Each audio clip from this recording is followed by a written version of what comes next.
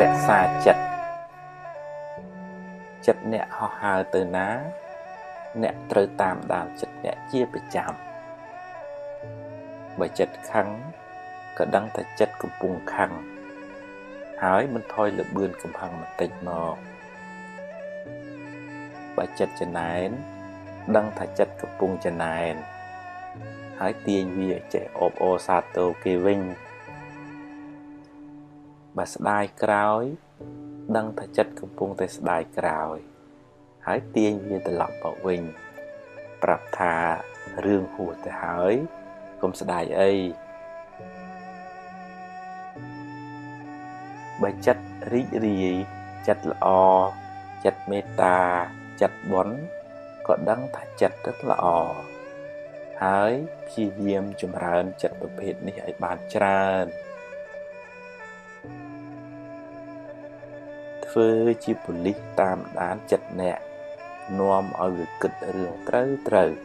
រឿងល្អទើបមិនសូវស្មុគស្មាញហើយមិនសូវមានទុក្ខកុំធ្វើជាជនរងគ្រោះឲ្យចិត្តធ្វើបាបអ្នកតាមចិត្តឡើយត្រូវបង្កើនស្មារតីធ្វើជាម្ចាស់ធ្វើជាអ្នកបញ្ជាចិត្តវិញ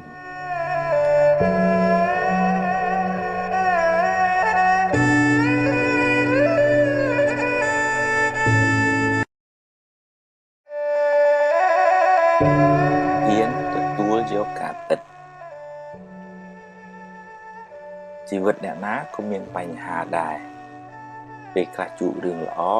ពេលខ្លះជួបរឿងមិនល្អជារឿងធម្មតានៃជីវិតគ្មានអ្នកណាអាចជៀសរួចទេ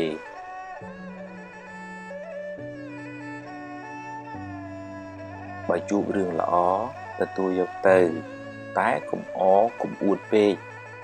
ព្រោះអ្វីមិនទៀងទាត់ទេហើយបើជួបរឿងមិនល្អវិញក៏កុំមួម៉ៅពេកអីជីវិតគឺអញ្ចឹងឯងពេលខ្លះបានដូចចិត្តពេលខ្លះមិនបានដូចចិត្តទេ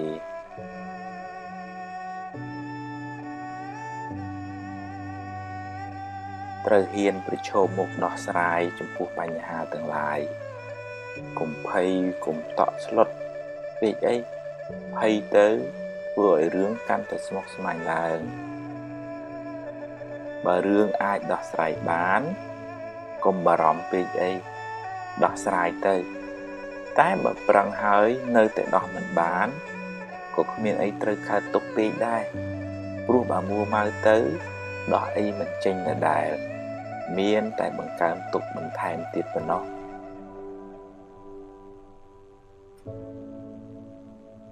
រៀនទទួលយកការពិតរៀនព្រមតាមសមត្ថភាពដែលអ្នកមានទើបមិនសូវកើតទុក្ខ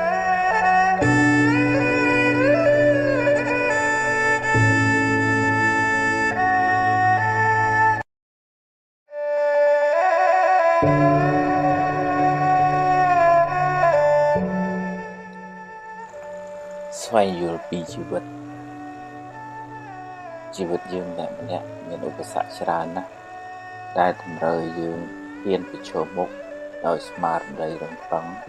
ការតស៊ូព្យាយាមក្តីសង្ឃឹមនិងភាពអំណត់អត់ធន់